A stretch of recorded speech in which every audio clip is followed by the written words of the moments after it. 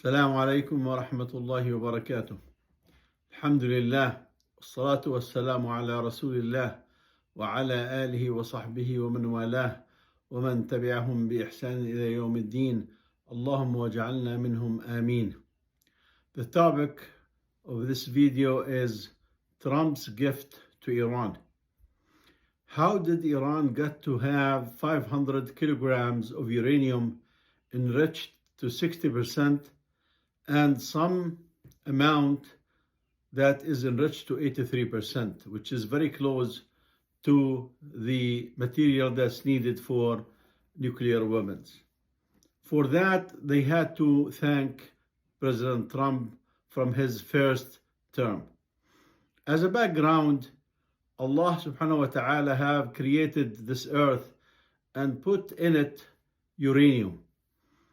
But more than 99% of the uranium in this earth is not good for operating a nuclear reactors or nuclear weapons.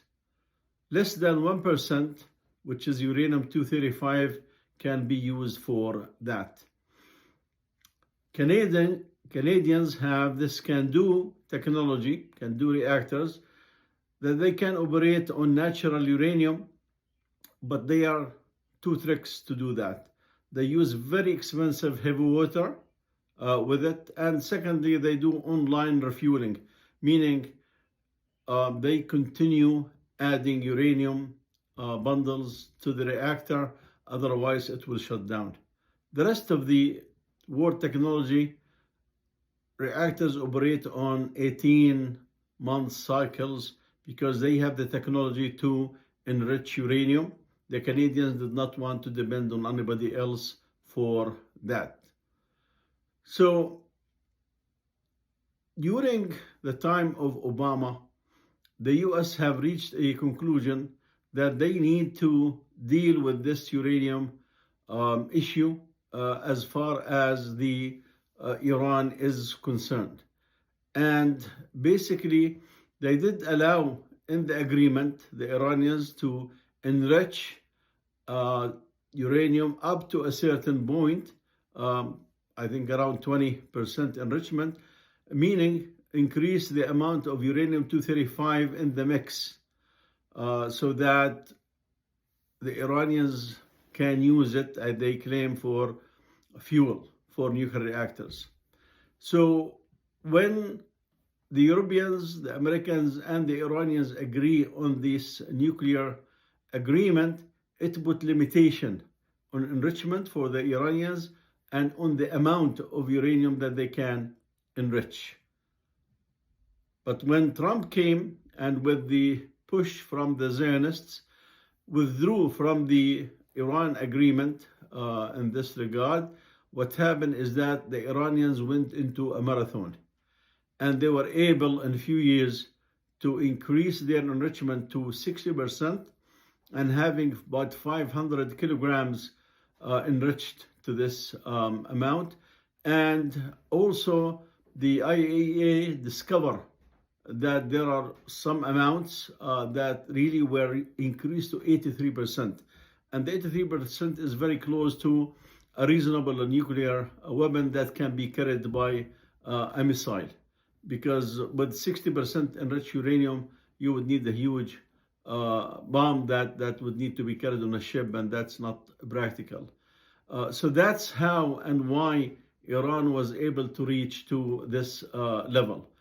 Because to have a nuclear weapon, you either operate a nuclear reactor and then extract the plutonium from this reactor where it's a chemical separation between uranium and plutonium, or you enrich it using some advanced techniques like the US and other countries have, or use the traditional technique with the centrifuging. And that's what the Iranians have. The CIA and the Israeli intelligence have tried to delay this project over many years, but the Iranians eventually got to where they are today, again, thanks to President Trump.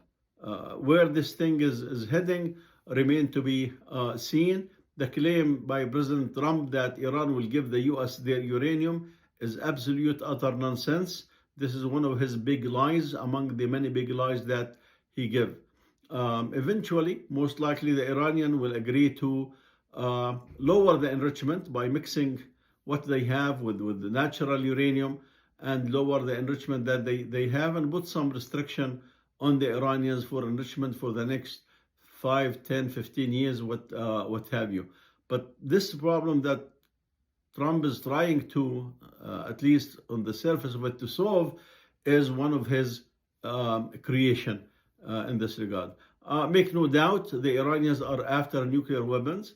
The Israelis have them for many years with the help from the French reactor at Daimuna and with the stealing uranium from the middle of the sea, among other tricks that they have done with the help of the French nuclear scientists in the early days in the 60s, who really were in need of some help from the Israelis who came from Europe with advanced knowledge. And basically it was a mutual beneficial agreement between the French and the Israelis, and that's how the Israelis got where they got in this regard, by extracting the plutonium from the Daimuna nuclear reactor.